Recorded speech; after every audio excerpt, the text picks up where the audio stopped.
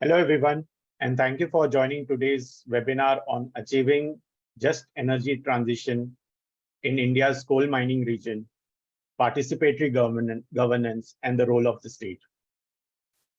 Organized by the International Institute for Sustainable Development and Indian Institute of Management, Calcutta, I extend a warm welcome to all of you for joining from various corners of the globe. My name is Deepak Sharma, and I'm a policy analyst with ISD based out of New Delhi. ISD is an independent think tank having offices across the world. We have been operating in India for more than a decade. ISD works on issues of energy and sustainable development. We have been tracking government support to various energy technologies and support the national and state government in their effort to shift support from fossil fuels to clean energy in a just and socially responsible way. Now, coming back to the topic on achieving just energy transition in India's coal mining region, participatory governance, and the role of state. This topic is both timely and relevant, considering the role of coal in India's economy and the people dependent on it. I would like to now announce a few housekeeping rules before I hand over today's session to the moderator. This session is being recorded and will be available on ISD's official YouTube channel. The link of the channel will be posted in the chat box. We welcome you to revisit the content yourself and share it with your colleagues. We also welcome your comments and questions. Please see the Q&A box and the comment box on your screen. Please share your comments in the comment box. And if you have a question, I would encourage you to post those questions at any time during the webinar, and our moderator will pick these up. If you have a question for a specific panelist, please specify that as well. I'm now going to hand over the session to the moderator of the event, Dr. Roona Sarkar, professor at the Indian Institute of Management, Calcutta, to start the proceedings. Thank you. Thank you so much, Deepak.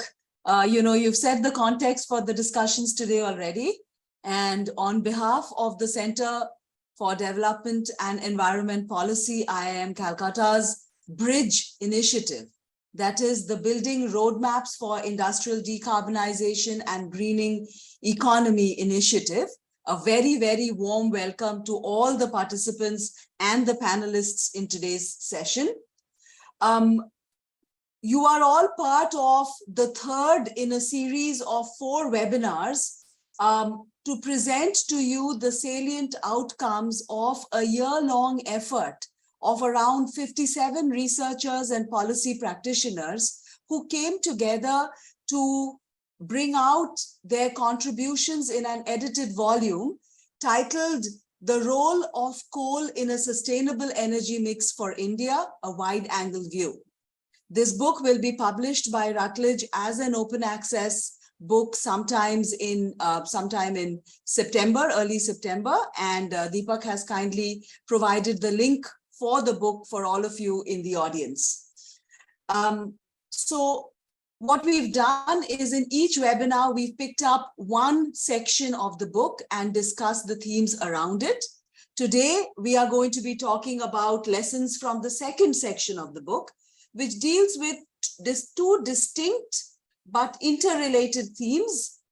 One which talks about the policies and policy frameworks that would shape the aspects of a transition which is just and fair, and the other which looks at institutional governance issues in this process.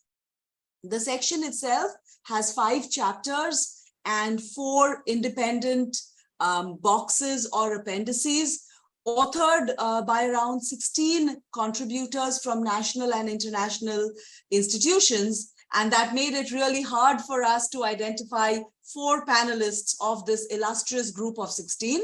I'm very grateful to the 4 panelists who chose or who agreed to join us today. But I must also ask you to look at the 5th chapter, which is authored by Sarthak Shukla and Raghav Pachauri. And what they talk about is the state of play of India's current policies in the context of energy transition. So it's a very, very interesting chapter, and I urge all of you to look at it once the open access book is out. Before I introduce our speakers, just, a disclaimer, if you will.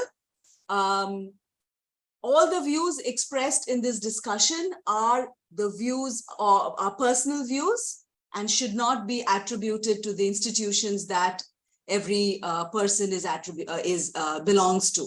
So just with that disclaimer, let me go ahead and introduce my panelists, my speakers, and I'll do so in reverse order.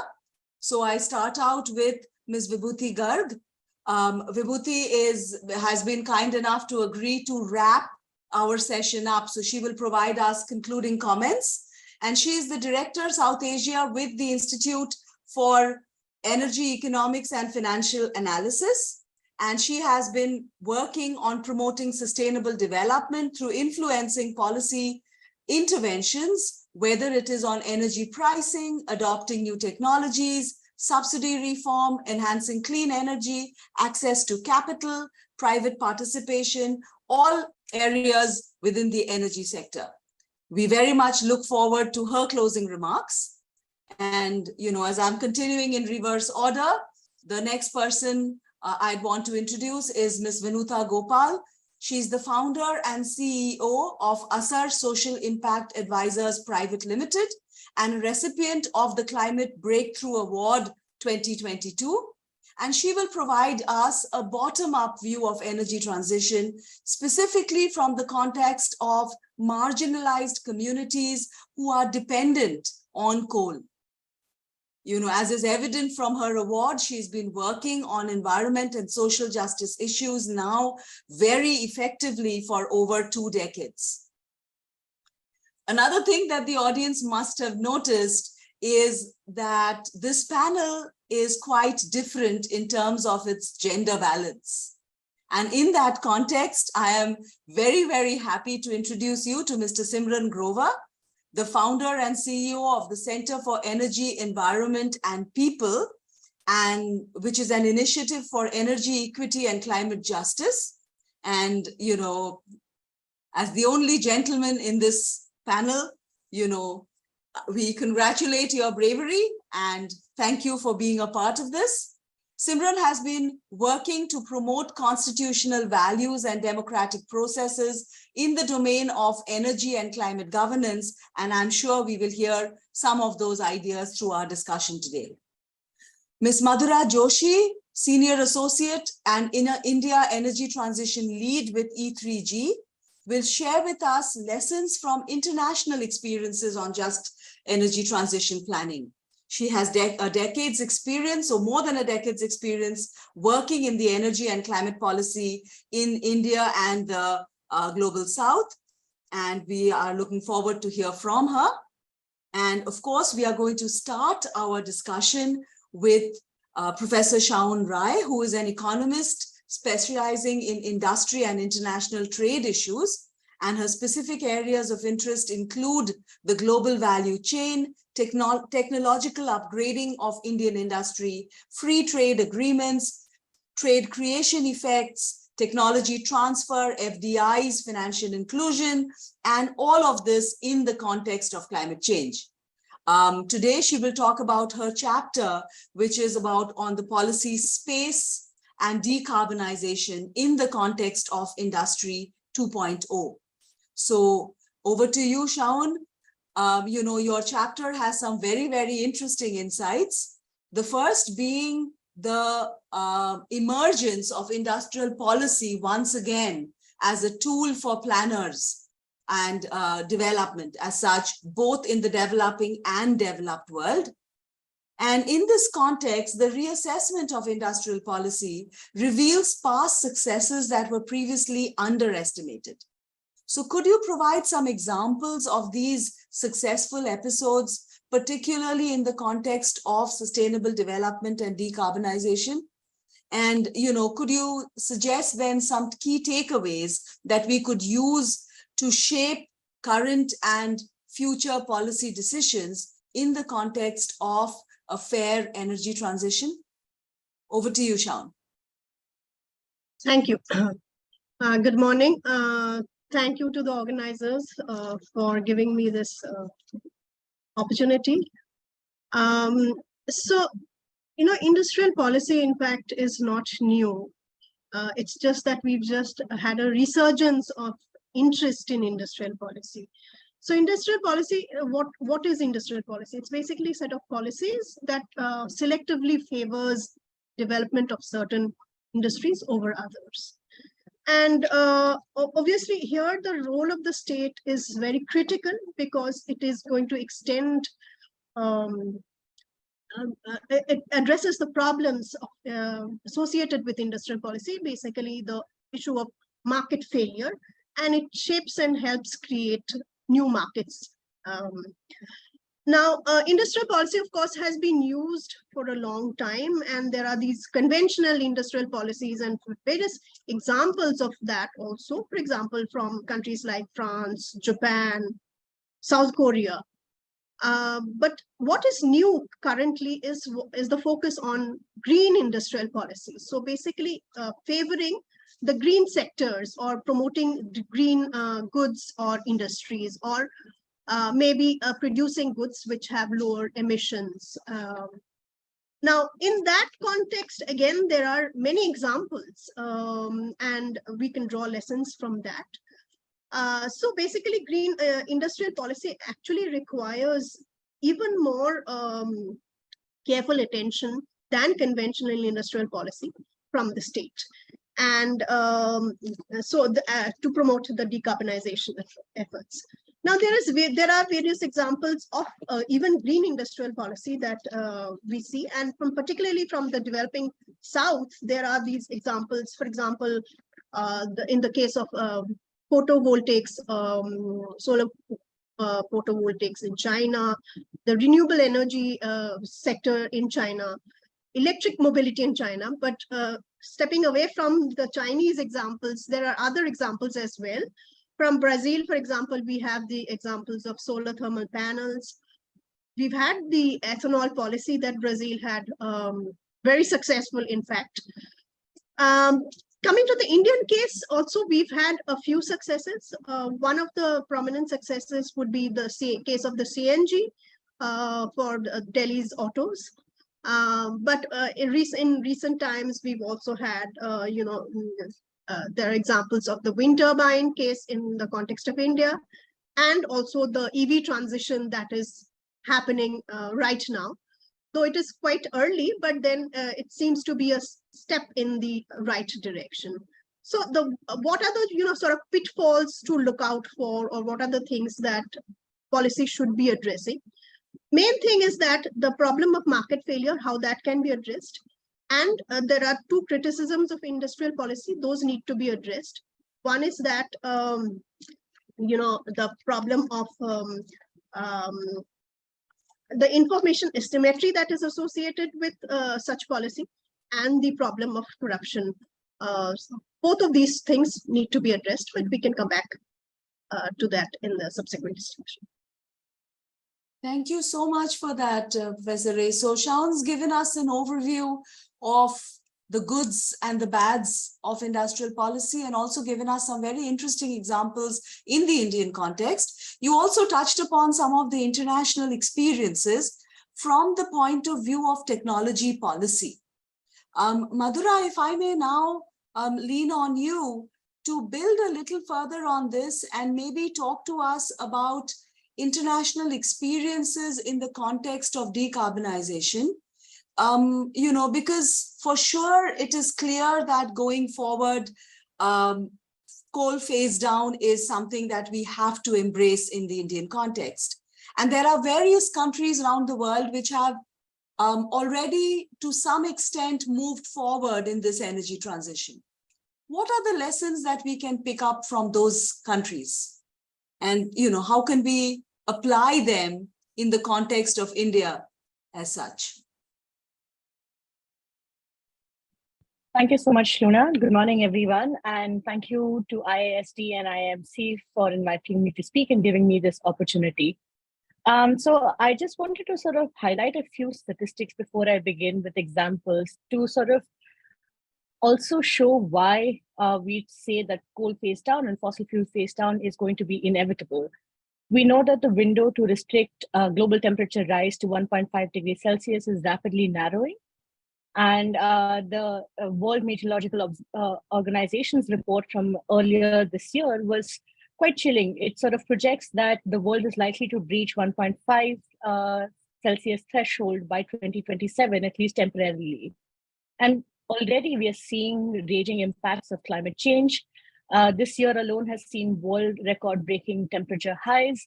While Europe and North Africa were burning, Asia was ravaged by floods, parts of India were also flooded.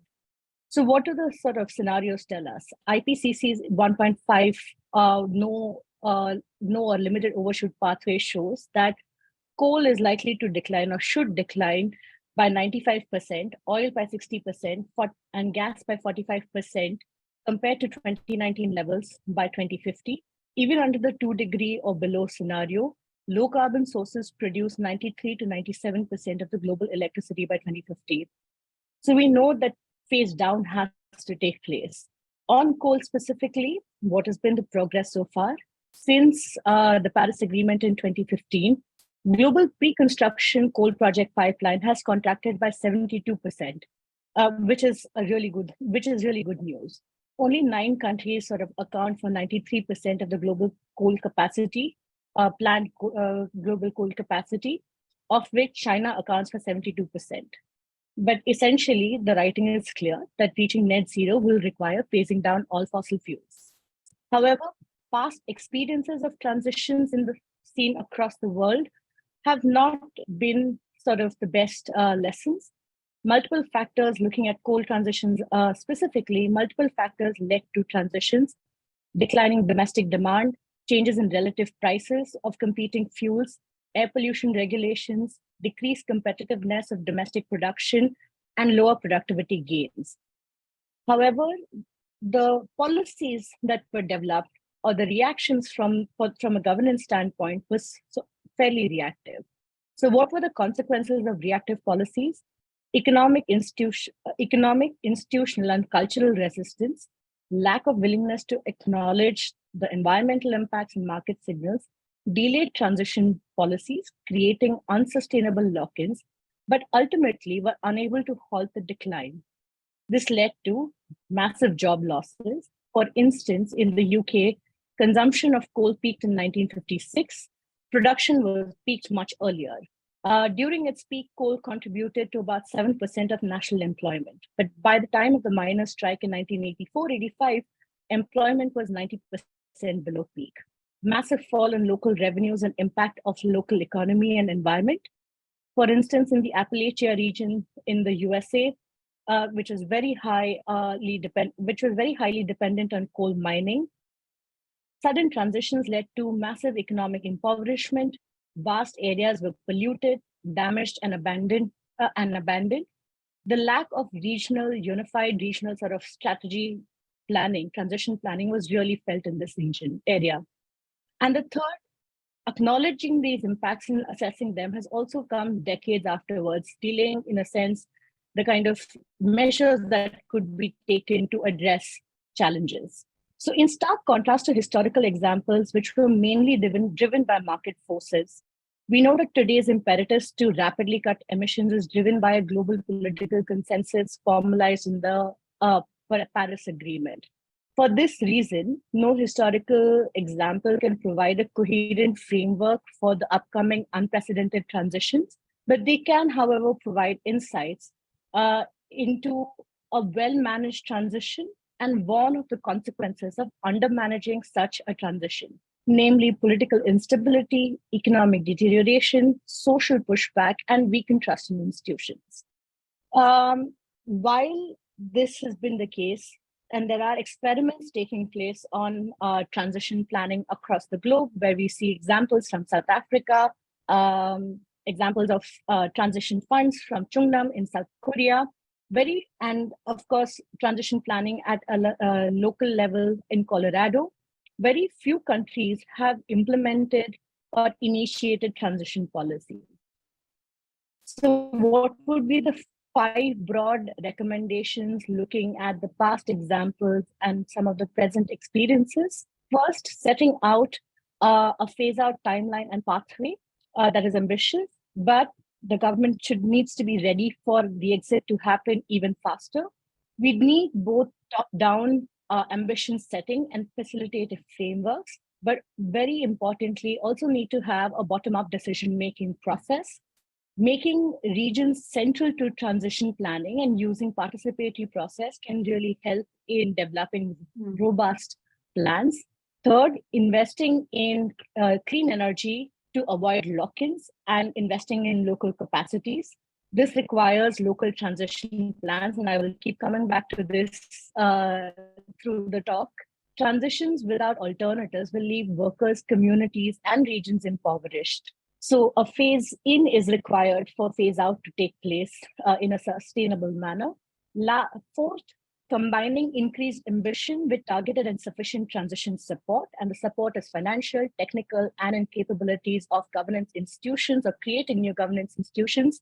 And fifth, more importantly, this entire process needs to be iterative and flexible that accounts for changing ground realities. So all of this sort of can also be sort of concisely said that a just transition process is what we need. I will end here. Thank you.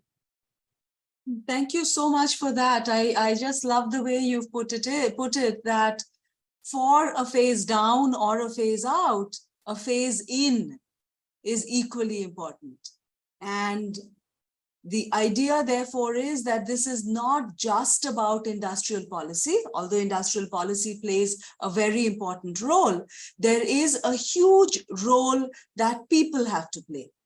And you've, in some senses, shared with us so many cautionary tales about when there's been transition in industries in other countries, people have been affected. And all of them have been affected, or most of them have been affected badly. And in this context, then, the need for a just transition, in the context of India, which is, very, very coal dependent, becomes very important. And I know, Simran, you have worked quite a bit in this area, and, maybe let's hear from you what you think about what kind of governance mechanisms would be there, would kind of enable this process to happen, right? Because India has huge structural inequalities. And keeping those structural inequalities in mind, you talk about the role of procedural justice in addition to policy to make a difference. So can you kind of talk about policies, initiatives that promote inclusivity and equity among disadvantaged and marginalized communities? And in this context, talk about how justice, procedural justice, plays a role. Of course, Simran, just one more second. Sorry about that. Just to remind the audience that please go ahead and put up your questions in the question and answer box or in the chat window. And, that's how we will take our discussion forward. Simran, go ahead. Right. Thanks, Saruna, for the invite and for the opportunity to discuss my chapter. And it's a pleasure following Madhura. I think she's profoundly sort of summed up together everything, all the conceptual framework which needs to be integrated in a just governance framework. So let me allow to bring some of our experience in the context and maybe ground it a little bit, right? Energy transition is, of course, complex. It's a technical transition at a large scale, but also impacting industries, lives, livelihoods at a much deeper level, right? So in that context, how do we understand justice? And in the Indian context, I think you aptly pointed out our inherent inequalities, disparities in the society. So before we really speak about justice, I think the important point is to recognize it, right? How do we understand and recognize, and what transformative goals do we strive for, which are practical delta improvements over the current status? Let me give you an example. How very difficult it is to define a sort of a singular or a binary definition of justice in the context. I don't work much in coal space, coal mining as much, which can be far more complex. We have a little experience in electricity generation, right? And over the years, increasing contractualization allied industries, which are a lot of informal workers working in, I think, very, very pathetic conditions, especially, for example, ash picking industries, etc. But even the formal space of, electricity generation, we have contractual workers, skilled, unskilled, semi-skilled. Take a case of an unskilled worker working in a coal yard, probably in late 50s, having respiratory issues, skin issues, weakening eyesight, and he will not report that despite available medical facilities, because the day he reports that, he will be shown the door and will not be asked to come next day because of the possibility of accidents, of course. And such is the state of our, of a larger industries. And when you talk of, I think, just transition or fair transition, we can't really be limited to energy transition alone, because the issues of rights, dignity of work, dignity of workers, fair and living wages cuts across sectors, right? So that's those, and these are issues that we need to recognize and reflect on at individual level, perhaps, but definitely at a society level as well as systems level. What kind of society and system do we transform for? Transition becomes extremely important because vulnerabilities can lead to multi-generational impact on education, health, development indices. There have been known cases where climate impacts have led people to forced sex work and displacement. So it is a serious human issue more than anything else. Right. So once we, I think, begin to recognize, I think social dialogue plays an important role. ILO advocates, and it's deeply sort of inbuilt our Indian constitution to really build that sensitivity, build the kind of systems, procedural justice, etc. Which can be inclusive and participative. I think social dialogues plays a very, very important role to build the empathy and to really bring forth the voice of people who are really impacted and being left out in the process. This can't happen at the city level and the corporate offices, unfortunately.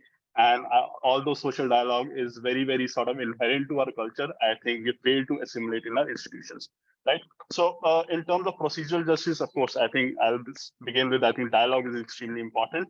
And then, of course, there's a lot that gets done, including decentralization, inclusion of impacted people, empowerment of workforce. And I will quickly come to your request on the policies which have empowered communities and what we can learn from that in the interest of time, right? So there are quite a few. I was struggling to find a good answer initially, but to reflect on it, I think, and I'll borrow the words of Nikhil Day from Mazdoor Kisan Seva Sansthan.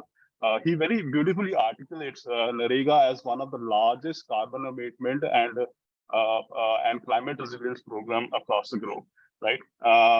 Check dams, water conservation efforts, trees being planted, forests being planted, reforestation, soil treatment, non-concrete roads. So and empowers community by ensuring them 100 days of minimum wage, and Rajasthan, of course, has taken some steps to increase the number of days to 150, if I'm not wrong, right? And that's a paradigm shift that is needed to not look at these programs as freebies. This is essential asset building work, which in turn not just empower communities but also has a positive climate impact. And again, at very minimal wages, performance of workers being closely monitored. As a professional of my organization, I am entitled to much social security, paid leaves, which is not the case for NREGA workers. So we need to relook at this, some of the fundamental things, but there's a lot more that you done. I think FRA, Forest Rights Act, was a radical legislative decision which still stands only minimally implemented. At the state level, we see continuous expansion of right to health, which has been in the debate recently in the state of Rajasthan. I think all this empowers communities, increase the capability of communities and individuals to negotiate and ensure that they're not vulnerable enough, vulnerable that they will have to, fall back to forced work, which can be detrimental in multiple ways, not just health and mental well-being, but to dignity of the individual itself. So I'll stop at that. Over to you. Thank you so much for that, Simran. I mean, you've given us examples of policies which you feel are in the right direction and so on. And Vinuta, I will then ask you, how would you respond to Simran? Do you think we are doing enough? How, in this discourse around energy transition, is the voice of the community being heard? And how important is it for the voice of the community to be heard, right? How would it help? What's the point of engaging with the marginalized community that is dependent on coal, for example? You have a lot of experience in this. You've both from Jharkhand and Kerala and so on this. So, can you give us two things? On one end, to see, are we doing enough? And on the other, why do we need to do more? Absolutely. Thank you so much, Runa. Thanks to IIST and IIM-C for organizing this and bringing together this vast sort of experience and understanding on this really important transition that is underway. Also, thanks to Madhura and Simran to have set the sort of base on which I can build. So thank you very much for that. I just wanted to say that, the short response quite clearly is that we are not doing enough at all in terms of engaging the people who are going to be impacted by the transition. There is a lot of work to be done on that front.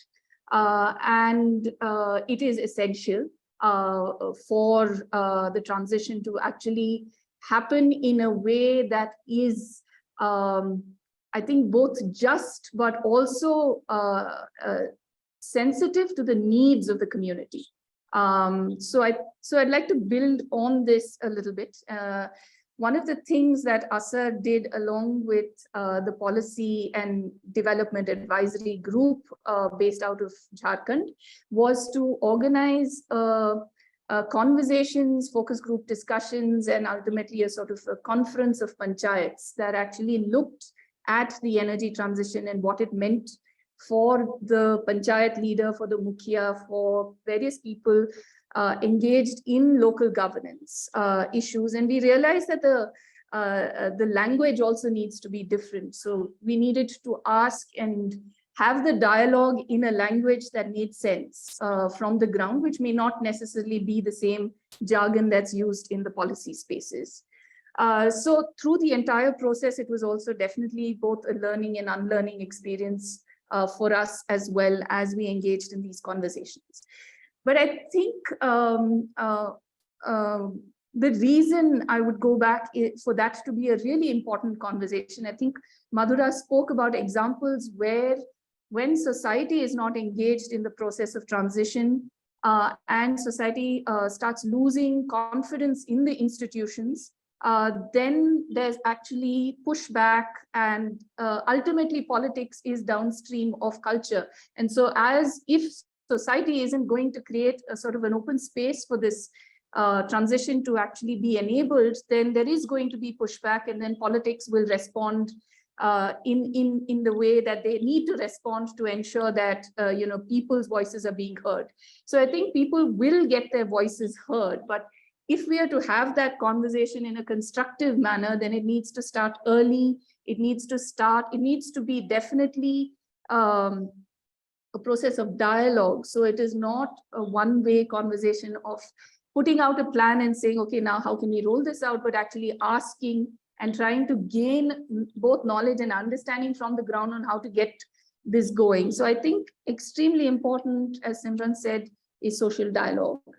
I think the heartening part for us from the conversations were that we did not necessarily hear opposition. We definitely heard from people how deeply entrenched their lives were with the coal economy and with the sort of political economy of coal, whether they were directly employed or whether they were part of the sort of value chain, or whether they were in other ways eking out a living in some way related to coal.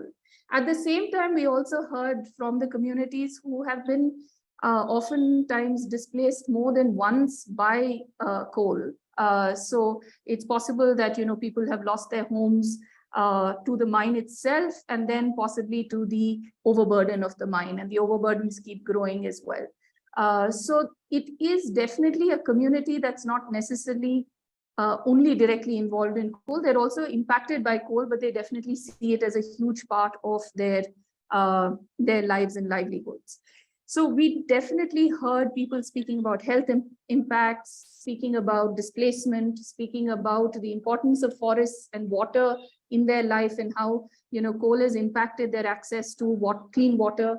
There is a sense that, we are dependent on the industry in some ways to provide education, health, etc. But not always on the ground did we see that actually in, that the hospitals and schools were actually in place helping people. We also saw that it was affecting agriculture. So there is a sort of a tension that exists, but at the same time, there's a huge dependence.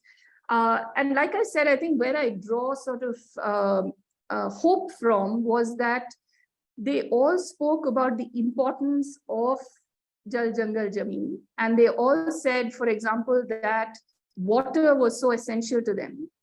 They spoke about Manrega and how that scheme needs to be utilized. They spoke about the district mineral funds and how that can be utilized to benefit them and for skill development.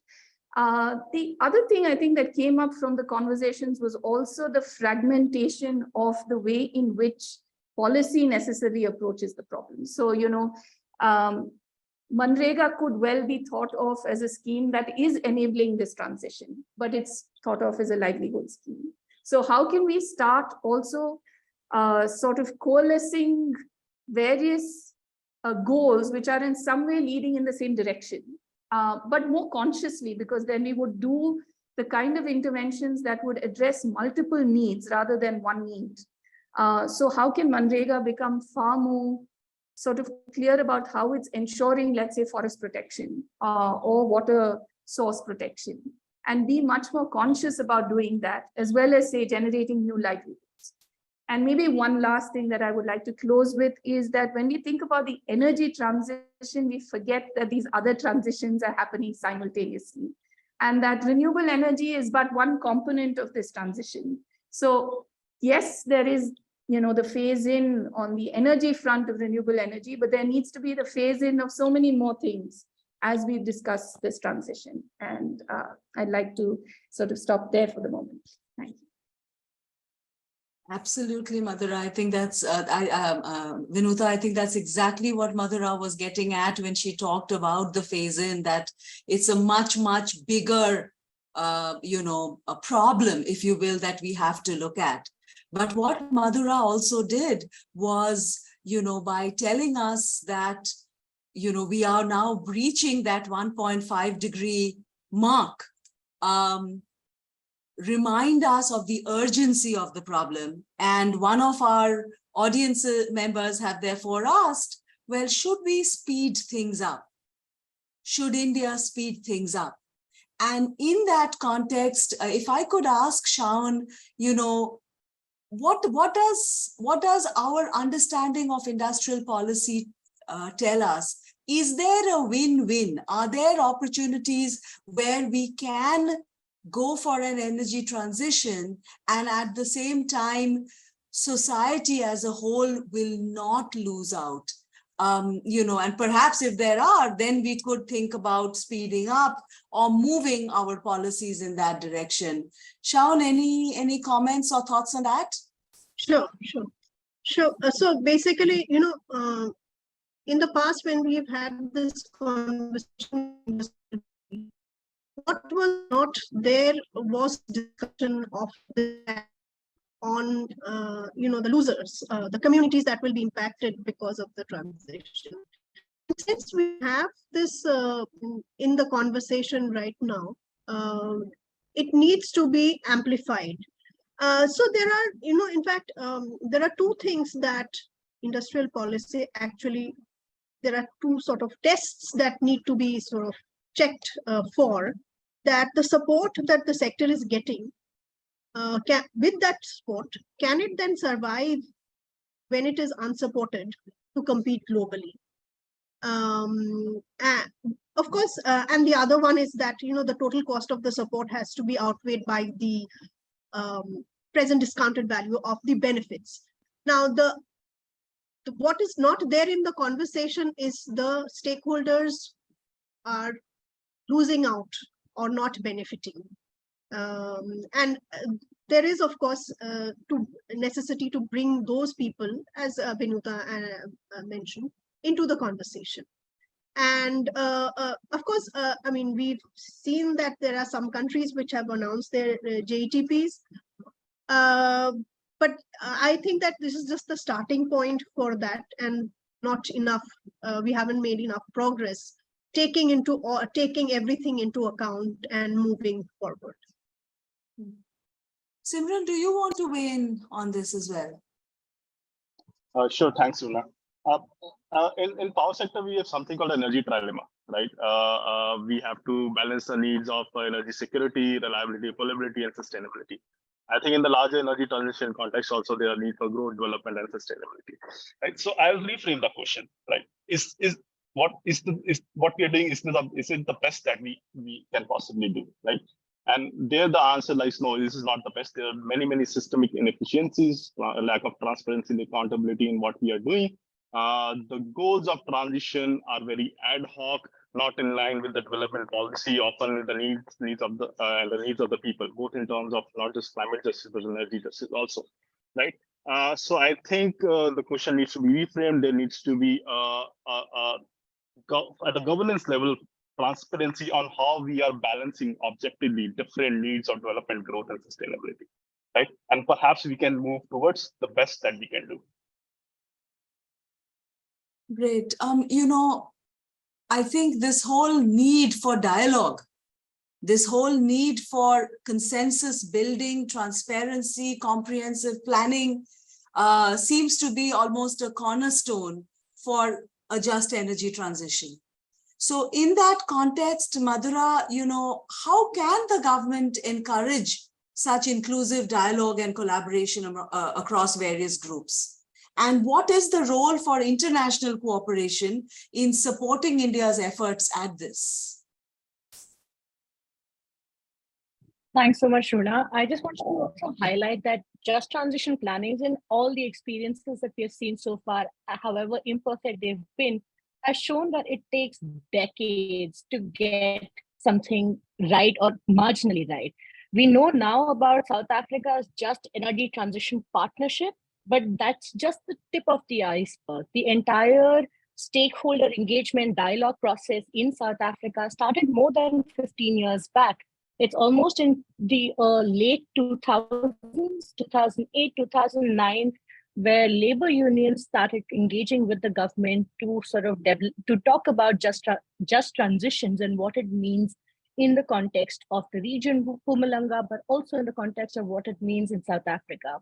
And the JET-P conversations was just the final sort of layer. There is a whole lot more that needs to happen, but it was the final layer built on a very robust domestic process that was ongoing for a very long time. And even in the case of, say, Germany, Ruhr, we've seen that it took them more than 40 years, 50 years to get it right. It's often used as an example of transitions done fairly well, but the first 2 decades were very reactive and were not successful.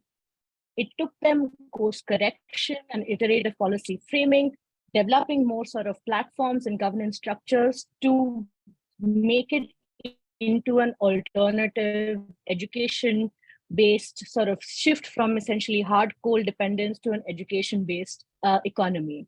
So what I would sort of, one line from the OECD Just Transition report that really struck with me is that the absence of appropriate government policies, funds, and structures for just transitions make it difficult for workers, communities, employers to move forward on their own.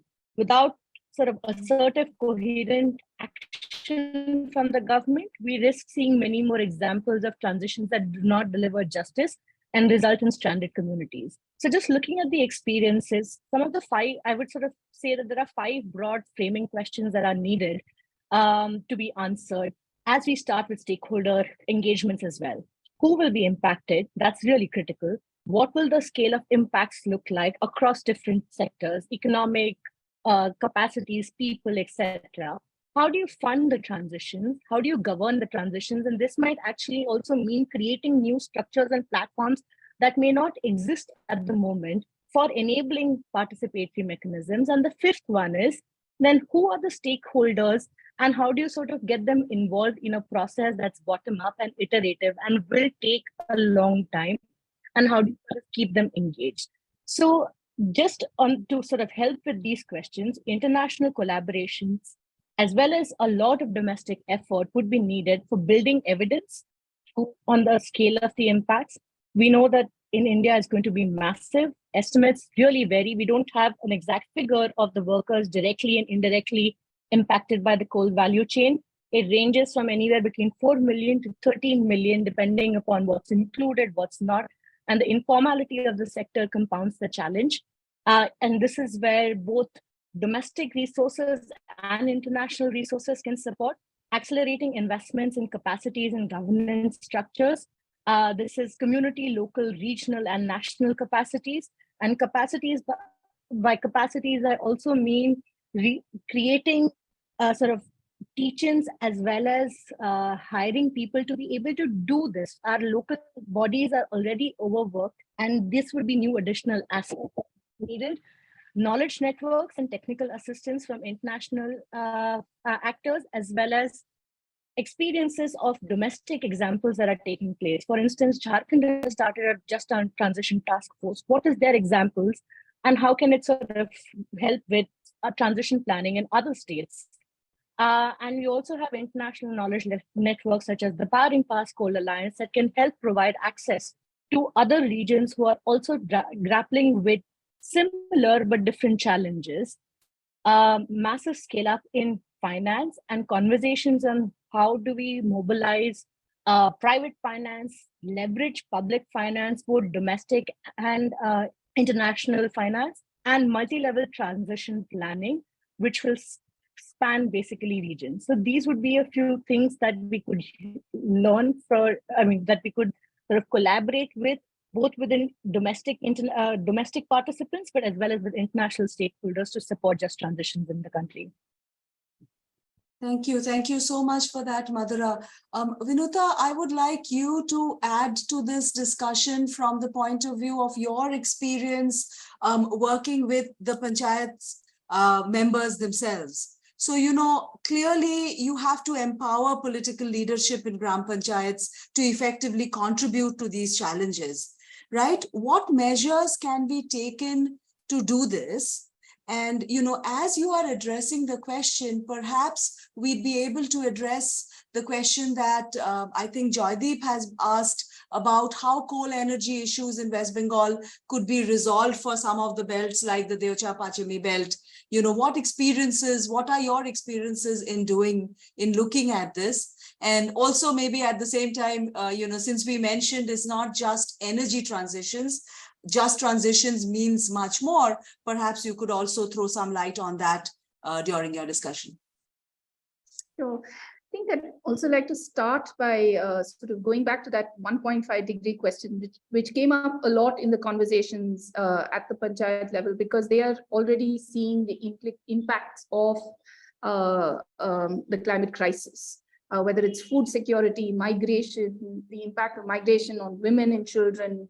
So they're already experiencing that. So what that does is that they are actually thinking of this process both as resilience building for the future and also as a transition. So I think the sort of conscious acknowledgement that things are changing in very quick and sort of terms that are making life difficult is already a lived experience. And from that lived experience, at least in the coal mining belt, we definitely see an openness to talk about how to build resilience for their futures. And so I think that the process of the transition is also about the process of building community resilience. And that opens up a much more positive and constructive space for dialogue. So I would say that equipping panchayats to both understand that this transition is underway and how they can think about this transition, as well as equipping them into processes for building resilience, because there is a huge overlay in terms of what solutions we would look for when we are talking about that transition. So I think that if we also look at it from the lens of resilience building, then we are actually looking at co-benefits of both the transition as well as building for livelihoods for the future. And if that were to happen and there was a coalescing of the various schemes which already have money.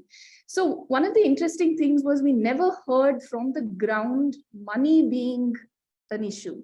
It felt even the panchayat leaders or the district administration, they were always talking about, we have these funds which we could better utilize. So it was probably a more practical, pragmatic approach, not in any way to say that this doesn't require huge amounts of fund flow. So I think that's absolutely essential and necessary, but also acknowledging that from the ground, the sort of pragmatism allows for looking at what is available and utilizing that better in looking at the future. And I don't think I think we should not forget the possibility and the potential of re-engineering how those funds that are available are used. There are, huge amounts of district mineral funds, Manrega, ensuring that forest rights are properly implemented, ensuring Campa funds are properly used, ensuring the water. So there is a need to also coalesce around that. I'm sorry, I don't know enough about the West Bengal case. I wouldn't like to talk about that, but I think that ground up, we need to be thinking about solutions, we need to be thinking about resilience, and we need to bring communities together in that process of building for the future. That is such a positive outlook to recognize that, like you said before, it's not that people are resistant to a transition, but they are looking at how one would go about it. I see in the question and answers that there are a lot of concerns about the finance and investment related issues. And I'd like to make a pitch for our last webinar, which would happen on the 17th of August, which actually deals with investments and financial inflows for energy transition. So I invite all of you who have questions on that to actually attend that webinar, and you'd get to know more. I see a very interesting question by Shayantan Chaudhary, and I'll read this out. Shaun will address it to you to start with, because he talks about rent seeking. And rent seeking was one of the biggest, if you will, criticisms for using industrial policy as a mechanism for development. So I'll just read out Shayantan's question and I'll throw it open to Shaun, but of course, any of the other panelists can also talk about it.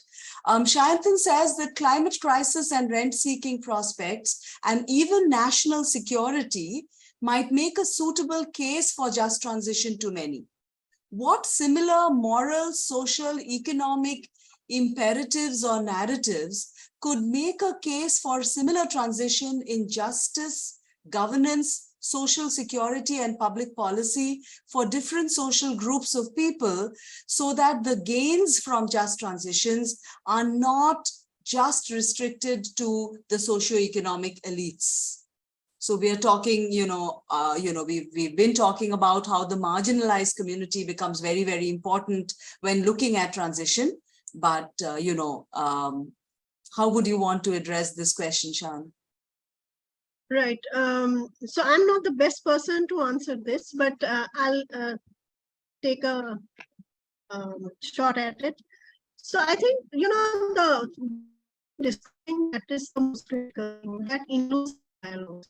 Because ultimately, the only way in which it is well known that there is going to be rent seeking, and that is the whole objection to use of industrial policy. Now, how do you prevent that? Now, the only way in which it can be prevented is that the processes that are adopted, they are transparent and inclusive. And the only way that can be done is through participatory processes, which the rest of the panel have all been talking about, how to make it more inclusive and participatory. Others can. All right, I think Sean's connection has a little bit of a problem. Would anybody else want to pitch in with their thoughts on this? How do we ensure that the marginalized communities have access, for example, to huge transition funds? If I can come in, am I audible? Yes, please, go ahead. Well, honestly, I'm also at a loss, right? I don't see a strong driver to ensure that justice happens, right? For me, I think justice is especially in a democratic country, a manifestation of consciousness of people, society, and systems, right? So all of need to evolve, and I think there has to be a political shift in how we look at development, how we look at growth, etc., how we look at sustainability, inclusivity, participation. There are no functional examples of at least institutional participation of governance in the country. There are, yes, isolated examples of decentralized inclusive participation. Vinuta can speak about it. There's an example of Ibre Bazaar on how much sort of transformative change it can bring, right? But I think this is participation in democracy is something evolving process, and I think unless we seed it, foster it, and believe it won't happen, right? The paradigm and the trends have been completely opposited in terms of contractualization of workers to next and sort of limitation of rights to an extent now where socially at least in the intellectual circles, collective bargaining by unions is looked down upon, right? So that's the reality of our society right now. There has to be a shift for not just inclusivity and human rights, etc. But I think from a political and national perspective, there is a deep sense of security and stability of the country is also at risk, especially in coal mining areas. Yeah, thank you. Madhura, you have something to add? Just a couple of things. I completely agree with everything that Simran has said, but I just wanted to add two additional points, more to substantiate what he was also saying, that one of the reasons I feel that just transitions has become such a critical issue, not just in India, but also globally, is because we've seen over the past several decades that inequality has been rising, and we see that in the Indian context, and the development benefits of large infrastructure has not really translated into support for the local communities. And because they have lost out in the past so many times, as Vinuta's examples have also highlighted, the attempt at least is that when we know there is a transition taking place and we need to do this, to do it in a manner that will try and minimize to the extent possible the impacts on the communities, and use it as sort of an impulse to think about a world where there is little more distributional justice than what we have seen so far in the past. And the motivations for change or action may vary. We heard that in the context of Jharkhand, one of the reasons why they started looking at Just Transition Task Force as well was because of the projected rise in lawlessness because of large-scale job losses, unplanned job losses should it take place. The motivations could be different, but as long as they sort of lead to a serious consideration of the pathway that we want to take and reforms in governance structures, I think it'll be useful to think about. So if we are talking about reforms in governance structures, what kind of reforms would you think of just off the top of your head that could be implemented relatively easily, keeping in mind the political economy of the country? Any ideas? I'm not sure. I think I'd just like to make one point on that, which is much more local, so I'm coming at it ground up. I think the district administration has a significant role to play in this transition. And I think that we need to see how they can be further strengthened and institutional capacity can be built in to enable district administrations to be part of this transition. We are seeing climate planning happening at the district level in some states in India. I definitely think that this transition piece should also be included in the climate planning that's happening at the district level. And there needs to be a lot more support at that level, I think, for this kind of planning. They've been also the implementers of so many schemes on the ground that they have a very good understanding of what's working and what's not working. So how we can utilize that brain trust as well as that connection to the ground, I think is very important, and how we can institutionalize that in this process would be quite critical. So Vinuta, just to kind of ask you a little more, the district administration is usually from the higher socioeconomic strata, right? Now, to what extent are they actually taking in inputs of the marginalized in taking their plans forward? What has your experience been?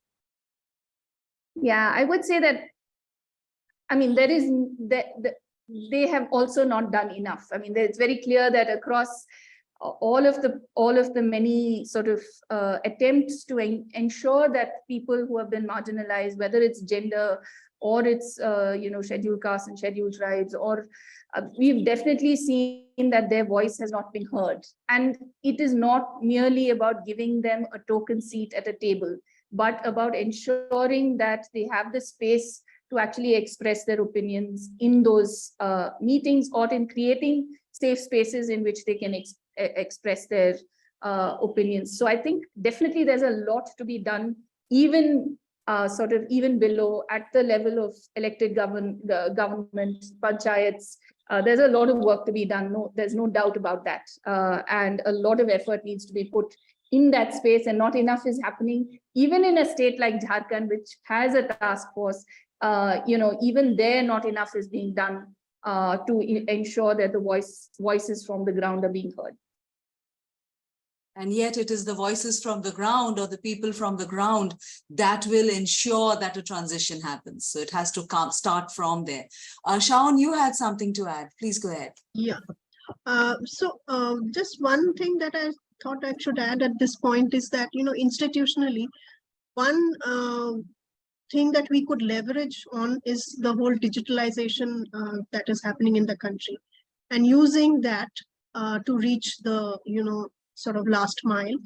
It basically builds up on the Aadhaar Jam Trinity that is already there in place, but it can be, can be made more inclusive and more participatory.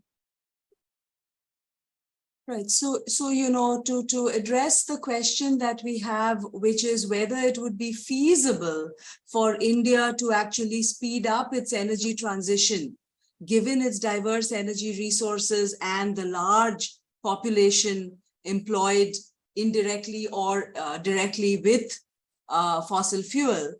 What do you, or how positive or not positive do you feel about it? How feasible is it, in your opinion, coming from your points of view? Madhura? Thanks so much. I will sort of answer this in a few different ways. 2070 is really far away, right? It's almost 50 years back, 50 years into the future. And a lot. But what that net zero goal essentially has told us now, and has been really helpful, is that the direction of travel is that we are going to look at reducing our emissions and go towards net zero. It's a national goal.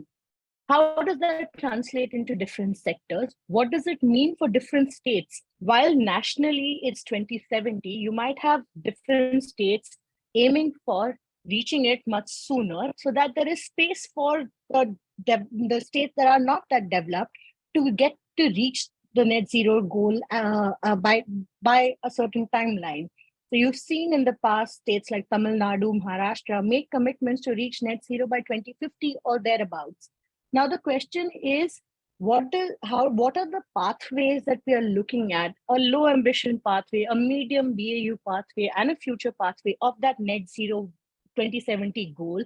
how often are we going to revisit whether that 2070 still makes sense in the light of economic market signals, environment and climate signals? And also to sort of go back to what Simran had said earlier, are we using right now the best available resources and making the best possible efforts to accelerate transitions? In a way, I would say that clean energy transitions are also from a justice perspective, because otherwise you are making communities and people dependent on technologies of the past and almost in sunset sectors, and even from a national sort of economic perspective. So let's forget the 2070s, the 2050s, 60s conversation, because that's far into the future. But let's look at what can be done right now.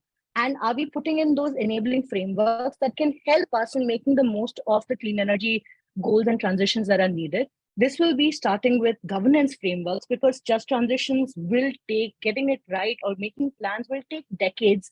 Whether the coal phase out, phase down happens in the 40s or 50s, planning needs to start now. Second, look at ways in which we can avoid future lock-ins. If that means stopping investments in areas in fossil technologies where we know that cheaper alternatives, economically viable alternatives exist, then we need to sort of make that shift. And what are some of the slightly more painful decisions that may need to be taken right now for economic, social, and financial benefits in the medium term?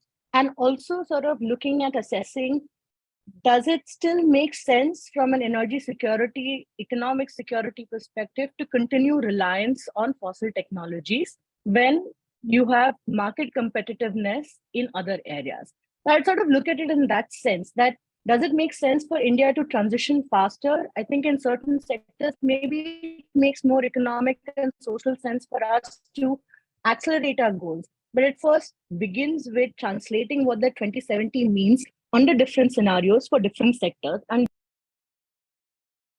Absolutely, yes. Knowing the pathways going forward. Would anybody else want to also comment on how they feel about how feasible? I see Simran is all set. Yeah, I'll just make a small comment. I think, see, the energy transition, especially since it's a sort of also infrastructure transition in capital, it's going to come at a cost.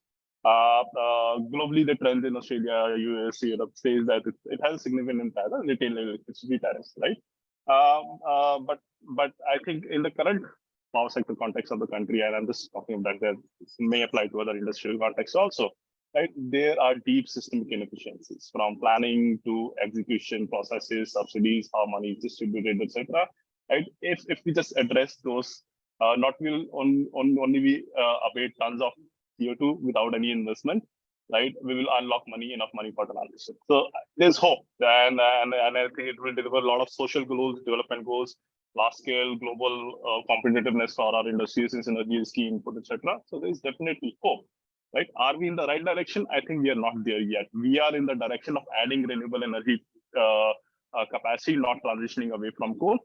We experience as subnational players that at the identities of key decision makers, functionaries beyond the national discourse of net zero, etc. And the agencies is deeply entrenched in coal. They are not able to envisage a new future. To the extent where we see, I'll just give an example, flexible technologies such as energy storage, batteries, and treat it as a round-the-clock reliable supply of power, restructure of contracts. Similar, we fashioned PPAs with thermal power plants. So such is the deep entrenchment in coal that I think we are, I think, just reaccelerating our own efforts and that we're putting in. Great. Vinuta, you were making some very interesting comments on, why speeding up is a good idea, but there are challenges in the context of the political economy. Perhaps you could share it with everybody. Yeah, sure. I feel that I think as we are seeing the effects of climate change, whether it's on agricultural produce, the further sort of alienation of people from their livelihoods. We heard very recently in Jharkhand that migration is becoming more severe. Unfortunately, it's the elderly and children who are being left behind, which is then having further implications on their own security. So I think we're beginning to see social distress of the kind we have possibly not necessarily witnessed in the recent decades. And I think this is going to make it harder for people to come together and build something constructive. So it needs interventions and it needs support. And the sooner I think we see the importance of addressing adaptation and resilience building in the climate framework, I think we will see that the transition becomes, like Madhura said, inevitable. Yes, it is already being seen as inevitable because of the target set, but it will also be seen as socially inevitable and almost absolutely necessary to ensure that people live dignified lives in the future. So I think if we actually see that we are left with fewer and fewer choices, but to do this in order to deliver development and possibly even growth for those people, then I think we will start moving in the direction of the transition. It will not be because of our international positions, but it will be actually because that's the way we can deliver a better future for our people. So you're saying that, our backs are towards the wall already, and that is the reality of it all. And in that context, having the right kind of pathways become absolutely critical, no matter whether 2070 or what we are looking at, right? In this context, somebody mentioned the loss and damage funds. Now, where or how could India leverage a loss and damage fund in the context of energy transitions or just energy transitions? Any ideas? Or is loss and damage for a slightly different as compared to what we are looking at in the context of transition? Madhura seems to think it is different, as do I, but do you want to elaborate? Very briefly, maybe also not the best person to talk about this, but I think loss and damage perhaps may not be the right sort of one to look at when we're looking at energy transitions. There are conversations around a lot of other climate finance funds that will help with the energy transitions that we are talking about. May not be only sufficient for that, but loss and damage would be particularly for countries that are facing the climate impacts and destructions because of that. And also at the moment, the fund is not very well capitalized. It's a small amount of money. And for a country the size of India, I don't think that that's something that we should even look at as an option. Look at the domestic resources that we can mobilize itself, in addition to the larger climate resources, climate finance resources that are spoken. Absolutely. Thank you for that. It's almost time for us to end, but any closing thoughts for any of you? Just short statements. Yeah, Simran, go ahead. Quick comments. I think the understanding of justice will evolve once we engage in a social dialogue, right? And the processes, the institutions will possibly, if we allow it to foster, will evolve accordingly. Participation, democracy, what does it really mean in practice? Is an experience, it's an evolutionary process. It's not a binary idea that you frame the rules and it will happen, right? And that will take time, and transition is happening right now. So I think while we also strive for that, a rights-based approach is critical, and an exhaustive rights-based framework is already deep, profoundly covered in our constitution. Right now, the challenge for the civil society and the polity is to how do we guarantee and deliver rights. True. And just there was a question about the latest policies and strategies in SECI for climate change issues for West Bengal. Well, SECI doesn't necessarily do things very specifically state-wise, and I would urge you therefore to read the chapter that Shubham and Raghav have written, because they have specifically focused on every single policy and the state of play of policy in each. So yes, so with this, I guess I will hand over the stage to Vibhuti, who will maybe do the difficult task of trying to wrap up our conversation with some closing comments and some outcomes of what this webinar has produced for us.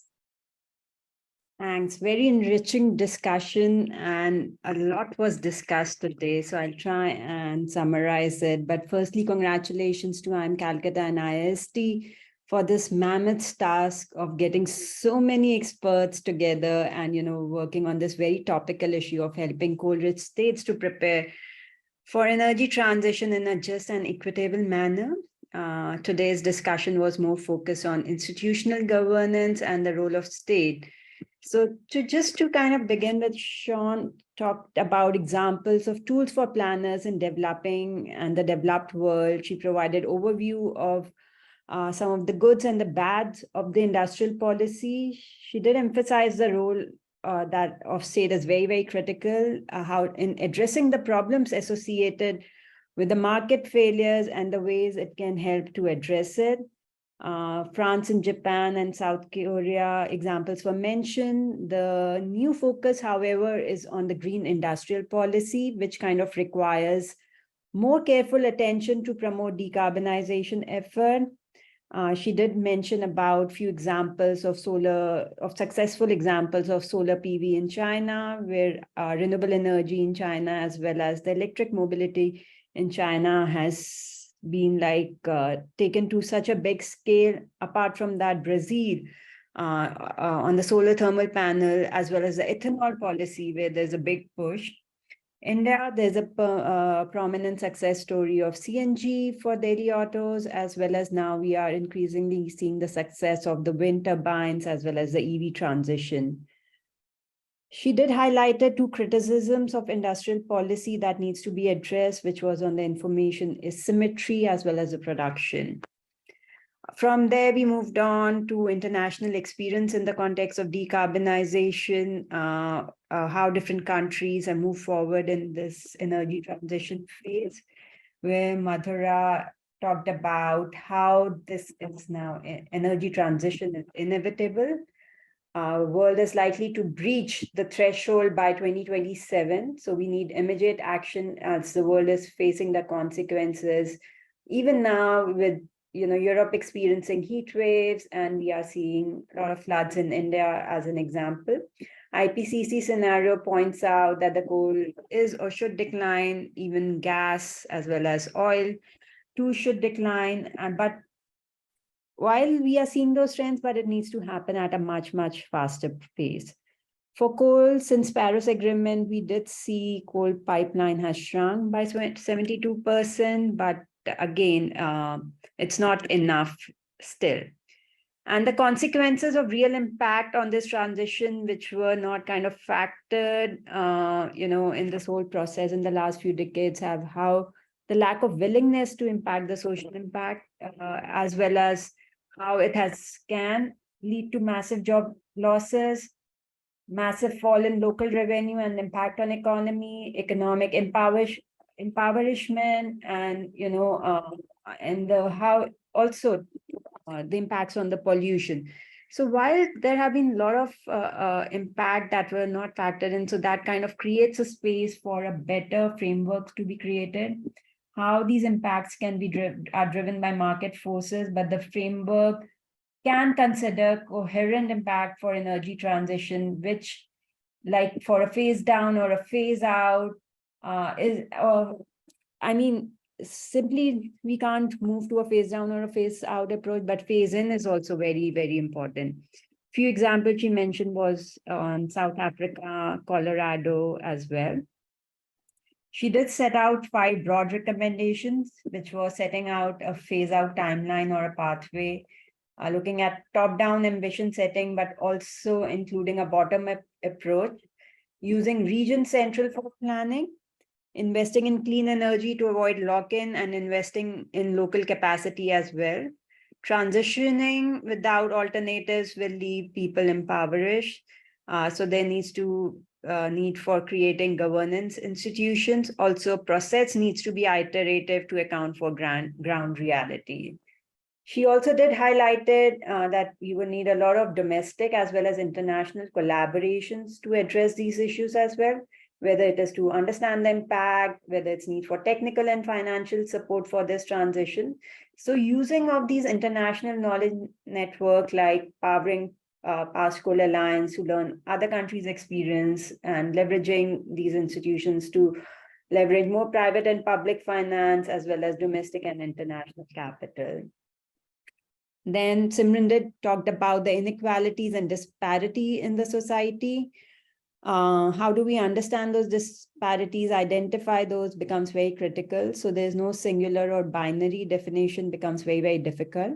Coal mining can be more complex with a lot more informal worker. But even in coal energy generation, contractual worker is very, very prominent. So they are suffering and they do have an impact on health. But he highlighted that, they are not able to even report as they will be shown the doors. So such is the state of our industry. So we need to consider issues at the individual as well as society level. Transition becomes important and it can impact multi-generation. It is a serious human issue. Social dialogue, which was again emphasized by even Madhura and Vinuta, that plays an important role to build the empathy and bring forward the voice of people who are actually impacted. He also mentioned about the empowerment of workforce, so policies that have improved and empowered people. He cited Manrega as a scheme, which is kind of regarded as a successful climate resilience program as well across the globe. So which had elements of, concrete roads, afforestation, while also emphasizing on the minimum wage. So there is a paradigm shift. It has positive climate impact too. So at the state level, we are also seeing discussion and debate on right to health, like in the case of Rajasthan, becoming more prominent, but not all the states are doing that. So so that was from Simran. Then Vinuta did discuss about the voice of community being very relevant and how important it is. And the question whether are we doing enough and why do we need more? So not very encouraging to hear, but the response was that we are not doing enough for people impacted by this transition. It is essential and we need to do a lot more, which is not only just, but also sensitive to the needs of the community. Asar in Jharkhand had organized a focus group discussion wherein based on the discussion, there was emphasis on engagement in the issue of local governance. Their assessment was that there will be a lot of pushback if the policy does not include the voices of the people who are impacted. It needs to start early and the process of dialogue needs to be built in. So the issue of social dialogue was reflected and also kind of highlighted how people are deeply drenched with coal economy and often displaced more than once because of coal. So it's not just one-time impact, but they have been suffering over the course of time. There was a hope of Ghar Jungle and Zameen, which she talked about, and also kind of highlighted how the use of district mineral fund that can be used for skill development, while scheme like Manrega, which is a livelihood scheme, but has one particular goal, but how these schemes can be made more cohesive, which addresses multiple needs and not just one need. So when we think about energy transition, I think there was this consensus on that we kind of forget about how this transition is happening simultaneously. So there's a need not only to phase in renewable energy, but phase in lot many more other things. So we also discussed about rent seeking, reforms in the governance structure that could be implemented. There was also discussion on how to, on the net zero pathway, which can be different for states, for different sectors. But the idea is that the transition is inevitable and we need to accelerate it in a much faster way. Just to sum up, so there is an urgency of problem, and definitely not only India, but the world needs to speed things up, but it needs to factor in the needs of people and stakeholders who are actually impacted and include them at the designing phase of policies and frameworks. So the importance of policy of framework in addressing those schemes and the multiple needs was highlighted. The relevance of social dialogue and building coherence is at the center. Madhura also talked about South Africa, how this dialogue started 15 years ago, and in Germany it took them 40 to 50 years to get things right.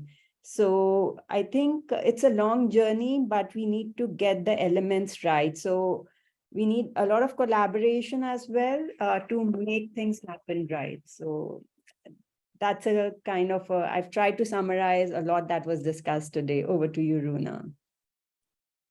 Thank you so much. I think that was, brilliant. You just brought everything together.